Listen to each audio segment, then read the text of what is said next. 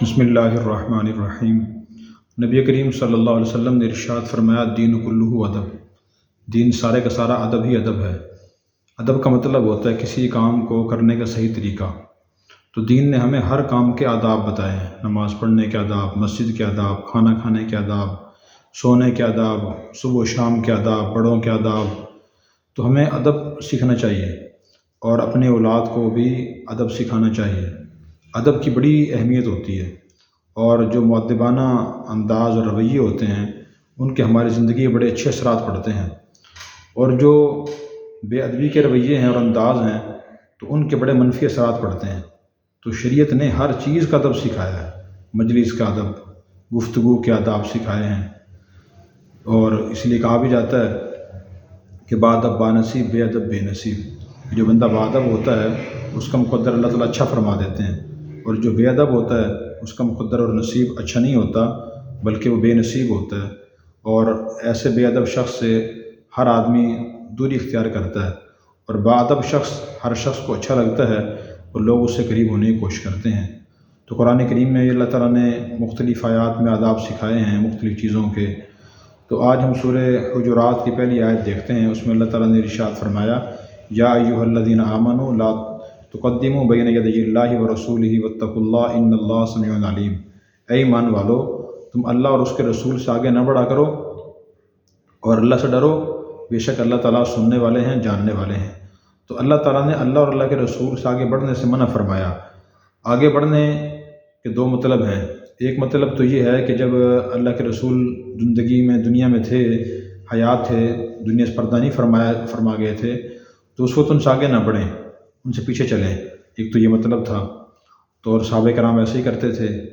آپ نے جب بہت زیادہ اصرار فرمایا کہ نہیں، تم مجھ سے آگے چلا کرو تاکہ لوگوں کے ذہن میں یہ خیال نہ ہے کہ میں بڑا ہوں، لوگ مجھ سے پیچھے چلیں، تو آپ نے یہ خیال نکالنے کے لیے صحابہ کو فرمایا تھا، ورنہ صحابہ کرام آپ سے پیچھے چلتے تھے۔ تو آج بھی ہر بڑے کا ادب یہی ہے کہ اس بڑے سے پیچھے چلا جائے۔ مثلاً والد ہیں، اساتذہ ہیں، علماء کرام ہیں، اپنے سے جو عمر میں بڑے حضرات ہیں تو ان سے پیچھے چلا جائے۔ آپ صلی اللہ علیہ وسلم نے اپنی حدیث سے یہ بتایا کہ ہر بڑے کا یہ ادب ہے۔ ایک مرتبہ حضرت ابو دردہ رضی اللہ عنہ سیدنا ابوبکر صدیق رضی اللہ عنہ سے آگے چل رہے تھے، تو آپ نے انہیں منع فرمایا، اور آپ نے ارشاد فرمایا کہ اے ابو دردہ، تم اس شخص سے آگے چل رہے ہو جو دنیا آخرت میں تم سے آگے اور بڑا ہے، اور جن چیزوں میں سورج طلوع ہوتا ہے، جن افراد پہ سورج طلوع ہوتا ہے، ان میں انبیاء کے بعد سب سے افضل ابوبکر ہیں، تم ان سے آگے چل رہے ہو۔ تو آپ نے دیکھیں ایک صحابی کو دوسرے بلند مرتبہ صحابی سے پیچھے چلنے کا حکم فرمایا۔ تو اس سے یہ بات سمجھ آتی ہے کہ بندہ اپنے بڑوں کا ادب کرے، اور ہم خود بھی ان آداب کا خیال کریں، اور اپنی اولاد کو بھی ادب سکھائیں کہ جب چھوٹا اور بڑا اکٹھے چل رہے ہوں تو چھوٹا پیچھے چلے اور بڑا آگے چلے۔ اسی طرح علماء کا بھی احترام کریں۔ ایک تو مطلب اس آیت کا یہ ہے۔ دوسرا مطلب یہ ہے کہ آگے نہ بڑھنے کا، اگر کہیں بیٹھے ہوئے اکٹھے مشورہ کر رہے ہوں تو وہاں پہلے بڑوں کو موقع دیا جائے کہ بڑے اپنی بات بیان کریں، اپنی رائے دیں، مشورہ دیں، کوئی فیصلہ سنائیں کہ میرا فیصلہ یہ ہے، میری رائے یہ ہے، میرا خیال یہ ہے۔ ان سے آگے بڑھ کر چھوٹا نہ بولے، یہ بھی ادب کے خلاف ہے۔ نبی کریم صلی اللہ علیہ وسلم مجلس میں ایسے واقع پیش آیا تھا۔ ایک مرتبہ آپ کے پاس قبیلہ بنو تمیم میں کچھ لوگ آئے، تو انہوں نے مشورہ آپ سے عرض کیا کہ یا رسول اللہ، ہمارا امیر مقرر کر دیجئے۔ تو ابوبکر رضی اللہ عنہ نے مشورہ دیا کہ قعقاع بن معبد کو مقرر کر دیجئے۔ حضرت عمر رضی اللہ عنہ نے مشورہ دیا اور رائے دی، اقرع بن حابس رضی اللہ عنہ مقرر کر دیجئے۔ تو ابوبکر رضی اللہ عنہ نے حضرت عمر رضی اللہ عنہ سے کہہ دیا کہ جی آپ تو میری مخالفت ہی کرتے ہیں، میری مخالفت میں آپ نے یہ بات کہی ہے۔ تو ان کی آواز ذرا بلند ہو گئی، تو اس موقع پر یہ آیت نازل ہوئی۔ صحابہ کرام کا کمال پھر یہ تھا کہ جس کام کے بارے میں آپ صلی اللہ علیہ وسلم کو ایک مرتبہ تنبیہ فرما دیا کرتے تھے، زندگی بھر اس کی خلاف ورزی نہیں کرتے تھے۔ صحابہ کرام میں بھی دین آہستہ آہستہ آیا ہے، تو معمولی اونچ نیچ ان سے ہو جاتی تھی، لیکن جس بات کے بارے میں اللہ رسول نے تو منع کر دیا، تنبیہ فرما دی، زندگی بھر اس کی خلاف ورزی نہیں ہوتی تھی۔ تو ہمارا بھی یہی مزاج ہونا چاہیے کہ ہم اللہ کے رسول کی جو بات سن لیں تو کوشش کریں دوبارہ اس کی خلاف ورزی نہ کریں۔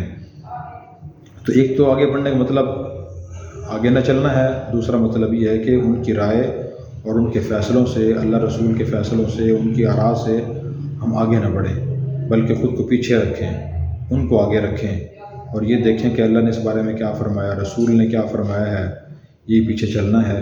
اسی طرح علماء کرام جہاں ہوں ان سے مشورہ لیں کہ اس بارے میں دین کیا کہتا ہے، آپ کے پاس دین کا شریعت کا علم زیادہ ہے، ہم آپ سے آگے نہیں بڑھنا چاہتے، آپ یہ بتائیں۔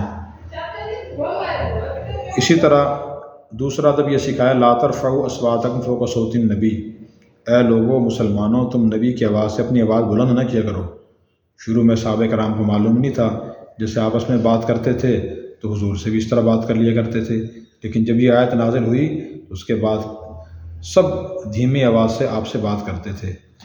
اور حضرت عمر رضی اللہ عنہ کی آواز فطرتاً بلند تھی، ثابت بن قیس رضی اللہ عنہ صحابی تھے، ان کی آواز فطرتاً بلند تھی، ان کی آواز بہت آہستہ ہو گئی، بلکہ اس آیت کے نازل ہونے کے بعد ثابت بن قیس رضی اللہ عنہ گھر میں بیٹھ کر رونے لگے اور حضور کے پاس آنا چھوڑ دیا۔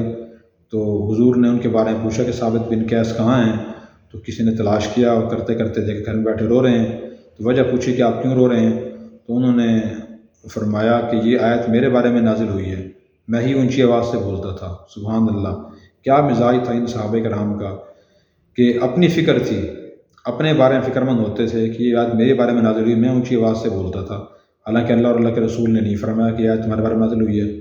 ہمارا رویہ اس کا الٹ ہوتا ہے، جب بھی کوئی ایسی آیت یا حدیث سنتے ہیں دوسروں کے بارے میں سوچتے ہیں کہ یہ فلاں کے بارے میں آیت ہے، یہ مسئلہ فلاں کے بارے میں ہے، اپنی طرف توجہ نہیں ہوتی۔ تو پھر حضور صلی اللہ علیہ وسلم بتایا گیا کہ ثابت اللہ گھر میں بیٹھے رو رہے ہیں اور وہ پریشان ہیں کہ میں اونچی آواز سے بولتا ہوں، شاید میرے بارے میں آیت نازل ہوئی ہے۔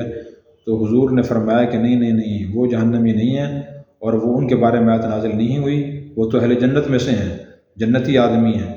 پھر ثابت اللہ کو تسلی ہوئی اور وہ حضور صلی اللہ علیہ وسلم کی مجلس میں دوبارہ آنا شروع ہوئے۔